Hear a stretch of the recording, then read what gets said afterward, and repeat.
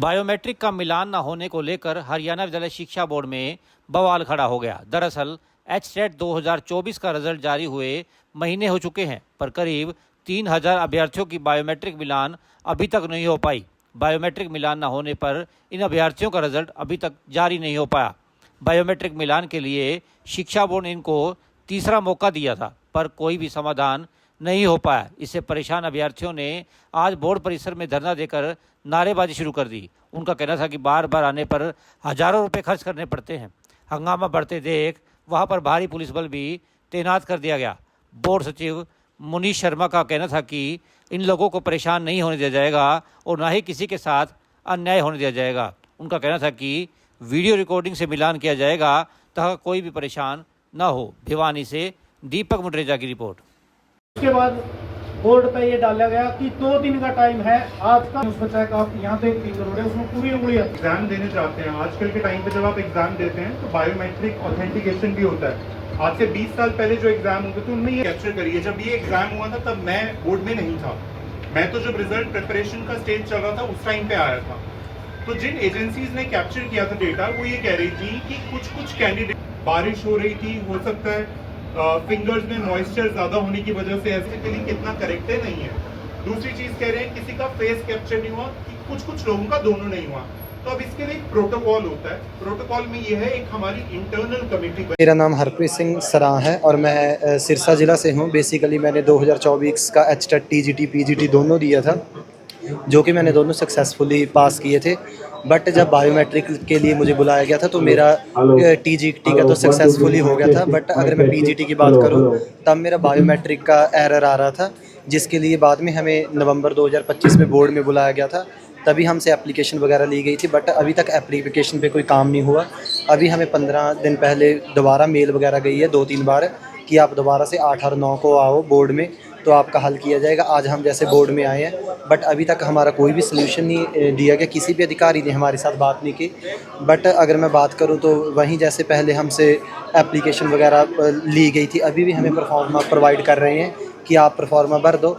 तो कोई भी हमें लिखित में कोई भी आश्वासन नहीं दिया जा रहा, ना हमारी कोई बात सुनी जा रही है। और कितनी परेशानी होती है? संदीप नाम है जी, हमारा हिसार डिस्ट्रिक्ट से आए हैं। हिसार डिस्ट्रिक्ट में गांव है गोरथी, वहाँ से आए हैं और परेशानी 5-6 बार आ ली है जी। 2 बार एप्लीकेशन दे दी, फिंगरप्रिंट लगवा लिए, लेकिन अभी तक रिजल्ट नोट फाउंड दिखा रहा हमारा।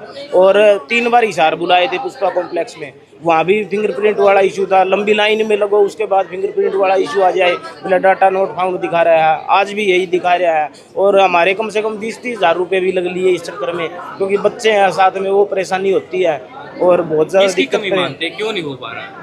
ये तो बोर्ड की कमी है और क्यों नहीं हो पा रहा। स्कूल में जिस दिन पेपर था ना, उसी दिन भी वहीं पर भी धांधली हुई है, क्योंकि पेपर खत्म होने के बाद 2 घंटे तक गेट नहीं खोला गया, क्योंकि फिंगरप्रिंट नहीं लिए गए। क्योंकि वो कमी किनकी है? क्योंकि इन्होंने प्राइवेट ठेके पे दिए हुए हैं, और प्राइवेट जो ठेके पे दिए हुए वे धांधली करते हैं। प्राइवेट वाले वो पैसे लेकर किसी और को मेंबर को बिठा देते हैं वहाँ पर, और फिंगरप्रिंट वाला चलाते नहीं।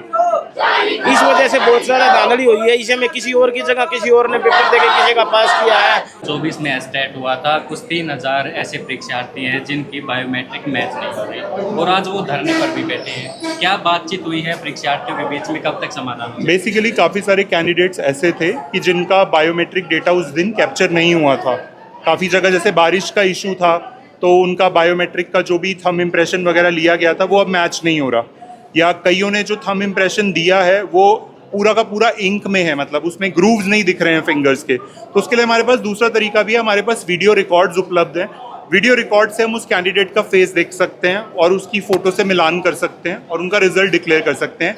ये इनको लास्ट अपॉर्चुनिटी दी गई थी बोर्ड के खर्चे पे। पहले भी 2 अपॉर्चुनिटीज़ दी जा चुकी हैं, जो लास्ट वाली नवंबर में थी। तो अब ये 3rd अपॉर्चुनिटी दी जा रही है, जिसको भी अब उसके बाद अगर किसी को कोई इशू रहता है और वो इन सारी डेट्स पे प्रेजेंट हुआ है, उनसे हम फाइन नहीं चार्ज करेंगे। पर अगर मान लीजिए किसी का आरएलवी था रिजल्ट और 3 अपॉर्चुनिटीज़ पे वो नहीं आया था, उससे बोर्ड 10,000 रुपये हर्जाना लेगा। और वो हमेशा से प्रथा रही है, ऐसे लिया जाता है। हमेशा से 2 ही अपॉर्चुनिटीज़ दी जाती हैं, इस बार हमने 3rd अपॉर्चुनिटी भी दी है। आज जो इन अभ्यर्थियों ने प्रदर्शन किया, इसके बाद क्या आश्वासन दिया गया है आपके? बेसिकली जिनका आज आरएलवी मैच हो जाएगा उनका रिजल्ट लाइव हो जाएगा, ठीक है। और जिनका नहीं हुआ है, जिनका हमें फॉरेंसिक लैब में भेजना पड़ेगा करनाल में, वहाँ पे हम लैब में उस रिजल्ट को भेजेंगे और उनके डेटा को भेजेंगे और उसके बाद फिर वहाँ से जो डिसीजन आता है उसके अकॉर्डिंग ही कार्रवाई। सर ये जो खामियां आई हैं ये जिस एजेंसी ने पेपर कंडक्ट हमने उस एजेंसी को अभी तक कोई पेमेंट नहीं करी है, ठीक है।